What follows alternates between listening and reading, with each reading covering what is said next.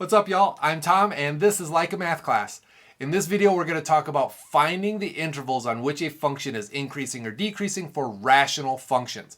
So if you're not familiar with rational functions, or if you don't remember those, you may want to go back and check your notes or check the past videos that we've done on rational functions, so you can start looking at how do we find the zeros of these things, how do we find the domains of these things.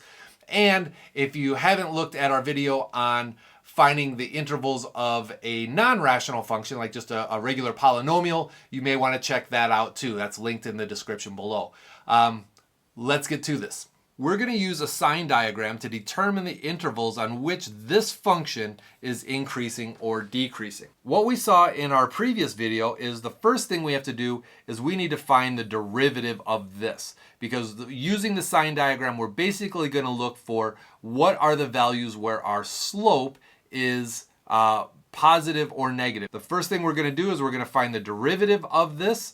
We're going to use the quotient rule, and if you remember, the quotient rule says if y is equal to u over v, then the derivative of y is equal to v times du of dx minus u times dv of dx all over v squared. So let's define our u and our v and our du and our dv. So we'll say let's let u equal 2x minus 8. That means du of dx is equal to 2. And let's look at v being x squared plus 2x minus 8. And so therefore dv of dx is equal to 2x plus 2. All right, so let's substitute all these values into our derivative function, and we have f prime of x is equal to v times du of dx. V x squared plus 2x minus 8 times du times 2 minus u 2x minus 8 times dv of dx, 2x plus 2. 2x plus 2. And all of that is going to be over x squared plus 2x minus 8 all squared. All right, so as we start simplifying, we're going to take 2 and we're going to multiply it across all of this. So we've got f prime of x is equal to 2x squared plus 4x minus 16. And then let's just keep our negative out here and we'll distribute inside here. We'll put this in a big brackets and we're going to have 4x squared plus 4x minus 16x. So plus 4 minus 16 is going to be minus 12x and then minus 16. And all of that. I'm going to keep the denominator as it is for the moment. X squared plus 2x minus 8 all squared. So then we have f prime of x is equal to, all right, I'm going to distribute this negative 2x squared plus 4x minus 16 minus 4x plus 12x, no, 4x squared plus 12x plus 16 all over this mess down here. And you know what? I could actually factor this. So I noticed that x squared plus 2x minus 8, that's actually factorable. So if I take x plus 4 and x minus 2, that product is this. So I'm actually going to use that in here. And you know what? I'm going to change this to a square bracket just to help keep this organized, and I'm going to have x plus 4 times x minus 2, all of that squared. So that might make our life a little bit easier here in a second. And then finally, let's do any simplifying that we can. Maybe finally, maybe not. Hopefully it's finally. We've got minus 2x squared, and then, so that's those two, and then we've got plus 16x, and then we've got plus 0. So plus 16x all over x plus 4 times x minus 2 all squared. So this thing here, we can also factor that numerator. And let's see, we can factor out a minus 2, or a minus 2x. And does that help us by doing that? If we factor out a minus 2x, that's going to leave us with an x minus 8 in the numerator. Okay, so that doesn't help us a whole lot, but you know what? We at least have some numbers that are easier to work with.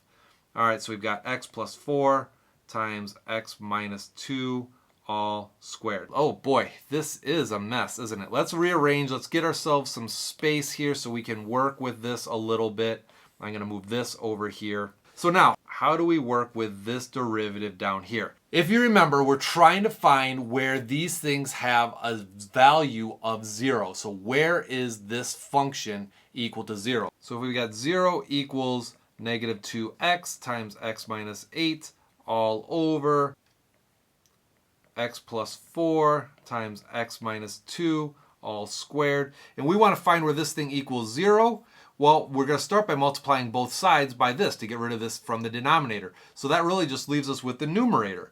So we've got 0 equals minus 2x times x minus 8. So we can see here that this is 0 when x equals 0 and when x equals positive 8. So those are two values, those are two critical values for where the slopes change from positive to negative, right? Because that's going to be where we've got a horizontal slope. Now, the other thing that we're going to look at, what are the critical values for this function? We have to look at where are the possible asymptotes for the original function. Because when we've got a rational function, whatever's in the denominator is creating this place where there's a value that the function cannot exist. That's where the asymptotes are. So we always want to find those as well. And in this case, the asymptotes, well, we already factored that over here, right? So actually let's move this over here. We know that's going to be the denominator. So this function does not exist at x equals negative 4 and at x equals positive 2. These are our asymptotes. The asymptotes of this function. So we have now 4 values that we want to check. Those are our 4 critical values, what I call critical values. Some textbooks call them critical points. We've got these 4 values that we want to put into our sign diagram, and we want to do some quick checks. What's happening around these values? What's happening around the asymptotes? What's happening around the horizontal slopes? So I'm going to create a number line here. Remember, our sign diagram is quite simply putting some x values down here, and those x values are going to correspond with all of this. So we're going to have negative 4. We're going to have 0, we're going to have positive 2, and we're going to have positive 8.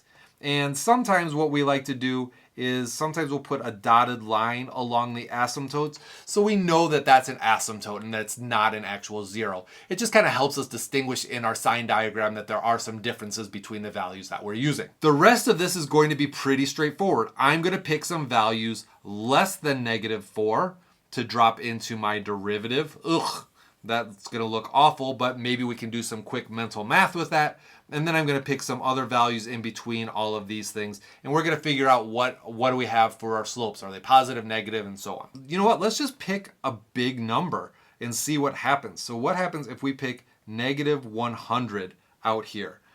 So if I put negative 100 in here, and look what's going to happen.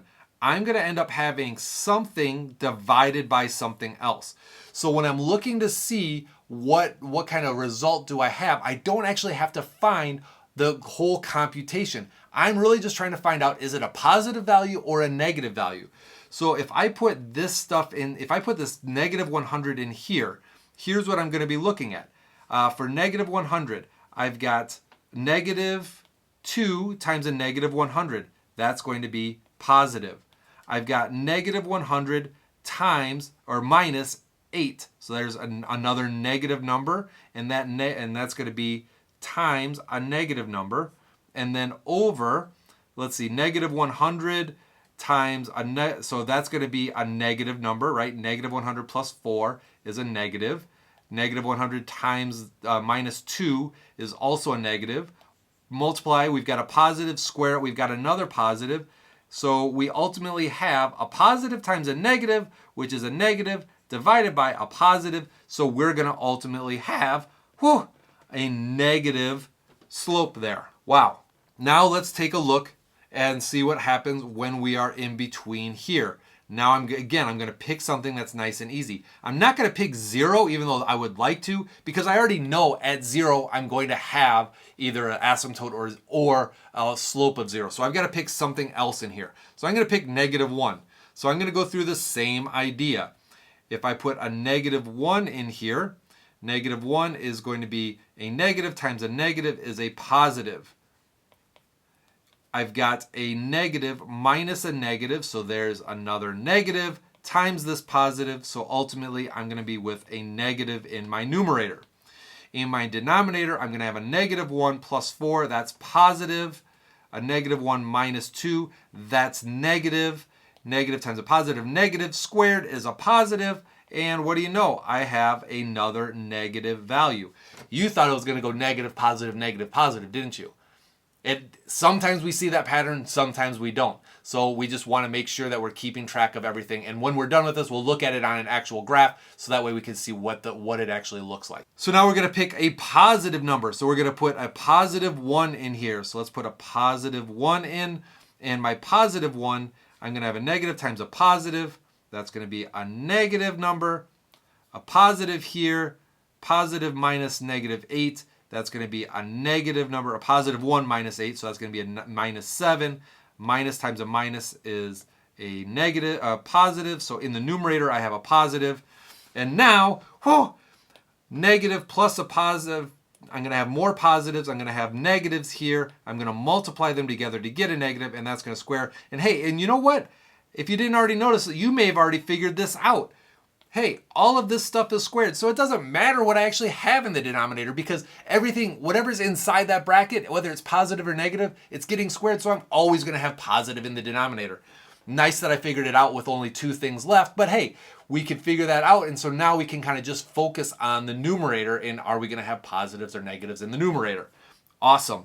So let's take another look. I'm running out of colors here. So now I'm going to take a positive, let's just say 5. So a positive 5. So now I'm going to have we know we're going to have a positive in the denominator. And then I'm going to have a negative here. I'm going to have a negative here because 5 minus 8 is a negative. So a negative times a negative is a positive. So there we go. We've got a positive.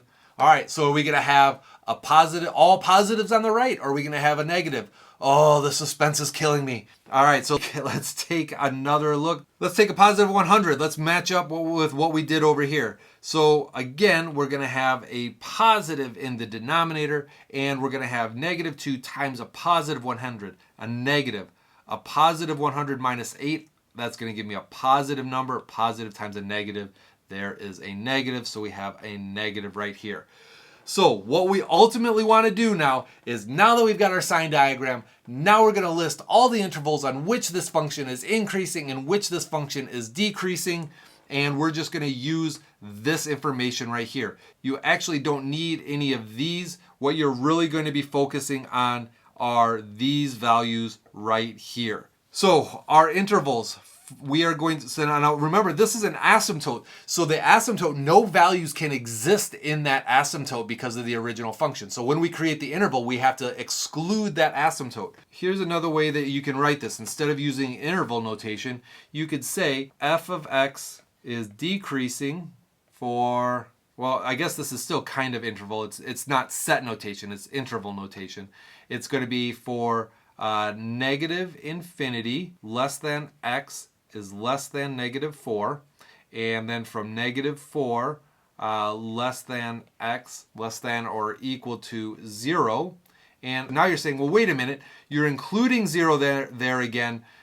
Why are you including 0 but not negative 4? Because the function doesn't exist at negative 4. So we want to make sure that we're excluding that altogether. And then from 8 to positive 100. From 8 is less than or equal to x is less than positive infinity. And then f of x is increasing for 0 less than or equal to x less than 2, and from 2 less than x less than or equal to 8. So those are our values for where this thing is increasing. Increasing, decreasing, decreasing. So I'm going to pull up Desmos real quick so that way we can see what this function actually looks like and see how this matches up with what we're working on here. So I put this in Desmos, and let's take a look at this. We've got our interval here. We can see that we've got an asymptote at -4, and over here on the left, or on the right, we could see that we've got an asymptote at -4. We can also see we've got an asymptote at +2, and we can see that as well as +2. And then we've got a decreasing function going along this way. As we go along this function, you can kind of see I can't get my pointer or my cursor to show up there, but as you watch this, you can see this is all going to be going down into a negative slope.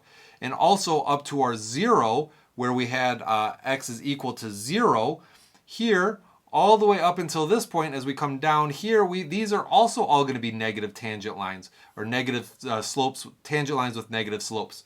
And then, as we go from 0 up towards, +2, as we approach that asymptote, we're going to see those are all positive slopes. So that's this right here, 0 to +2. And then we go from 2 to +8. And then when we're looking at +8, it's kind of hard to see because the curvature changing there is so subtle that we actually can't really see it on our graph, but we're going to see here at that +8, right here at +8, it's actually changing the slope as well. So I hope that helps. I know that's a little weird with the 8 there in the last part, but we'll see what happens with that when we start looking at concavity and the curvature changes of a function in a future video. And remember to hit the like button. I'll see you next time.